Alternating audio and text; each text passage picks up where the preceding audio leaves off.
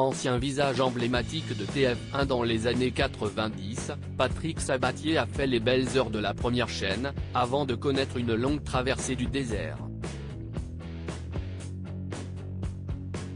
C'est dans les années 70 que Patrick Sabatier a débuté sa carrière d'animateur à la radio, sur l'antenne d'Europe 1.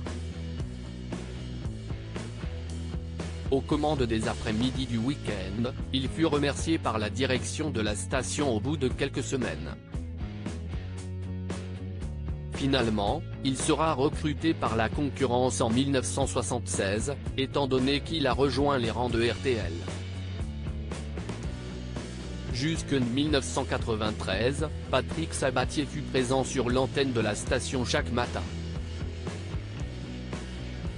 Côté télévision, l'animateur a présenté sa première émission sur TF1 en 1976. Il fut aux commandes des visiteurs du mercredi jusqu'en 1980. Sa carrière télévisuelle prendra véritablement une autre dimension lorsqu'il sera choisi pour présenter l'émission culte Avis de recherche sur la première chaîne. Au cours de sa carrière sur TF1, Patrick Sabatier a présenté de très nombreuses émissions comme « À tout cœur »,« Porte-bonheur »,« Le jeu de la vérité »,« La vie de famille » et « Si on se disait tout » ou bien encore « Tous à la une ». Comme beaucoup d'animateurs français à la fin des années 80, Patrick Sabatier s'est vu offrir un pont d'or par Silvio Berlusconi pour rejoindre sa nouvelle chaîne, La 5. Toutefois, son aventure sur cette antenne fut de très courte durée, étant donné qu'il retournera rapidement du côté de TF1. Malheureusement pour lui, sa carrière d'animateur connaîtra un terrible coup d'arrêt le 16 septembre 1992, à la suite du procès intenté par des familles de malades escroqués par le mage Philippe Sauvage, dit Goeziaich. Ce dernier avait été invité 2 ans plus tôt dans l'émission Et si on se disait tout ? Prétendant guérir le sida et le cancer à l'époque, il a reçu de nombreux dons suite à son passage au sein du programme de Patrick Sabatier. Patrick Sabatier sur Brigitte Bardot, « J'ai été surpris de sa gentillesse et de sa chaleur vis-à-vis de moi condamné pour escroquerie », le présentateur fut licencié par TF1 et par RTL. Un an plus tard, il fut condamné à 4 ans de prison avec sursis et 250 000 francs d'amende pour une fraude fiscale. Ce fut le début d'une longue traversée du désert pour l'animateur, qui était boudé par les grandes chaînes à l'époque. Jusqu'en 2008, il a travaillé successivement pour RMC et France Bleu à la radio, mais aussi pour TMC à la télévision. Son retour en grâce aura finalement lieu grâce à Nagui.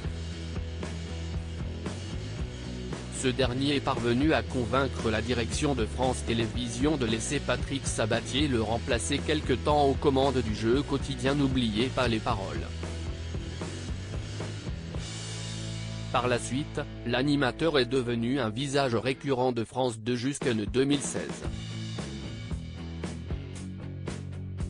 Durant ces années sur la chaîne publique, Patrick Sabatier a principalement présenté le jeu hebdomadaire de France 2, baptisé Mot de passe. Après avoir quitté la chaîne publique, l'animateur a tenté un retour en 2019 sur C8. Côté radio, il a travaillé pour MFM Radio, désormais rebaptisé M Radio, avant de rejoindre Europe 1 en 2022. Cette saison, Patrick Sabatier présente une émission hebdomadaire chaque dimanche de 17h à 18h sur Europe 1. L'animateur a également écrit un livre, baptisé La Lettre, publié aux éditions du Rocher. Il en a d'ailleurs fait la promotion jeudi 22 septembre 2022, dont l'émission de Valérie Expert sur l'antenne de Sud Radio. Au cours de ce programme, Patrick Sabatier a tenu à démentir les rumeurs qu'il annonce en couple avec l'ancienne tête d'affiche du cinéma français, Brigitte Bardot. Non, j'ai été surpris de sa gentillesse et de sa chaleur vis-à-vis de moi. C'était tellement simple de parler avec elle et en même temps je prenais conscience que c'était une star, si est une bombe. Elle me fait visiter sa maison et si est vrai que j'ai un culot incroyable, une inconscience totale.